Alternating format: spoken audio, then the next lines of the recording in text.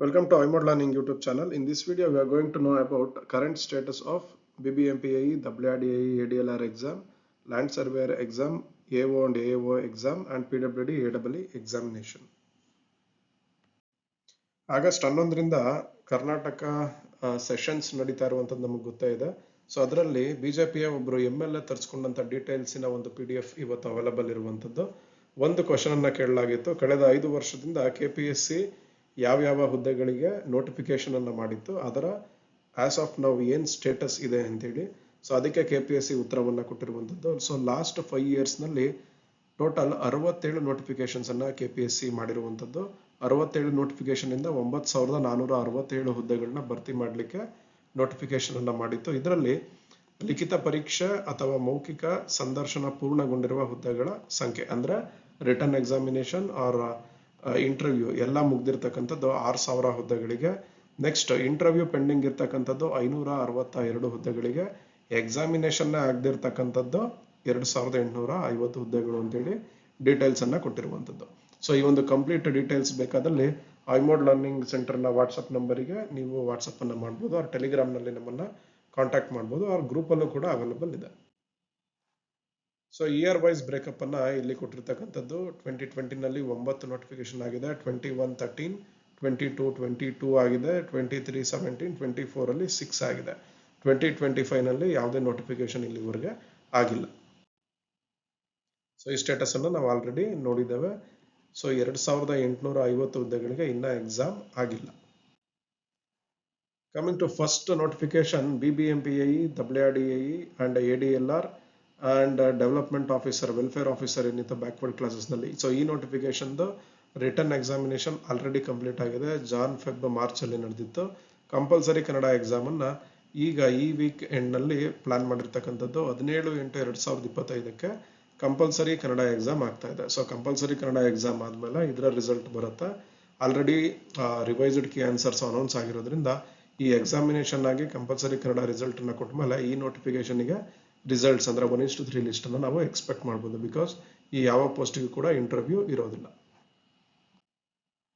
Next one is land surveyor. ಲ್ಯಾಂಡ್ ಸರ್ವೇಯರ್ಗೆ ಒಂದು ಸ್ಪೆಸಿಫಿಕ್ ವಿಡಿಯೋನಲ್ಲೇ ಈ ಅಪ್ಡೇಟ್ ಅನ್ನ ಕೊಟ್ಟಿದ್ವಿ. ಸೇಮ್ ಉತ್ತರವನ್ನ ಅಗೈನ್ ಈ ನೋಟಿಫಿಕೇಶನ್ ಆರ್ PDF ನಲ್ಲೂ ಕೊಟ್ಟಿರ್ತಕ್ಕಂಥದ್ದು. ಸೊ ಸರ್ಕಾರದ ಸುತ್ತೋಲೆ ಏನಿತ್ತು ಅದರ ಪ್ರಕಾರ ಅಧಿಸೂಚನೆಗಳನ್ನ ಹೋಲ್ಡ್ ಮಾಡಬೇಕು, ತಡೆ ಹಿಡಿಬೇಕು ಅಂತ ಹೇಳಿ ಒಂದು ಸುತ್ತೋಲೆನ ಸರ್ಕಾರ ಕೊಟ್ಟಿತ್ತು. ಅದರ ಪ್ರಕಾರ ನೆಕ್ಸ್ಟ್ ಸರ್ಕಾರದಿಂದ ಯಾವುದೇ ಒಂದು ಕ್ಲಾರಿಫಿಕೇಶನ್ ಬರೋ ತನಕ ಲ್ಯಾಂಡ್ ಸರ್ವೇರ್ ನೋಟಿಫಿಕೇಶನ್ ಅನ್ನ ಹೋಲ್ಡ್ ಮಾಡಿರುವಂತದ್ದು KPSC ಇಲ್ಲಿ ಉತ್ತರವನ್ನ ಕೊಟ್ಟಿದೆ.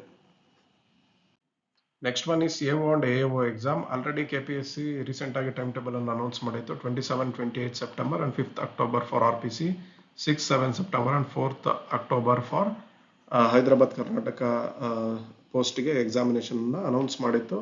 ಸೊ ಇಲ್ಲೂ ಕೂಡ ಪರೀಕ್ಷೆಗಳನ್ನು ನಡೆಸಲು ಆಯೋಗವು ತೀರ್ಮಾನಿಸಿರುತ್ತದೆ ಅಂತೇಳಿ ಅಪ್ಡೇಟ್ ಅನ್ನ ಕೊಟ್ಟಿರುವಂತದ್ದು. ರೀಸೆಂಟ್ ಆಗಿ ಸ್ಟೂಡೆಂಟ್ಸ್ ಯಾವುದೋ ಕೇಸ್ ಆಗಿದೆ, ಅವ್ರ ಇನ್ನೊಂದು ಎಕ್ಸಾಮ್ ಇದೆ ಅಂತೇಳಿ ರಿಕ್ವೆಸ್ಟ್ ಅನ್ನ ಕೊಟ್ಟಿದ್ದೀವಿ ಅಂತ ಹೇಳಿ ನಮಗೂ ಕೂಡ ಮೆಸೇಜ್ ಅನ್ನ ಮಾಡಿದ್ರು. ಬಟ್ ನನ್ನ ಸಜೆಷನ್ ಏನಂತಂದ್ರೆ, ಕೆಲವೊಂದು ಕೇಸಸ್ ಅಲ್ಲಿ ಪ್ರೀವಿಯಸ್ ಕೇಸಸ್ ಅಲ್ಲಿ KPSC ಇದನ್ನೆಲ್ಲ ಕನ್ಸಿಡರ್ ಮಾಡಿಲ್ಲ.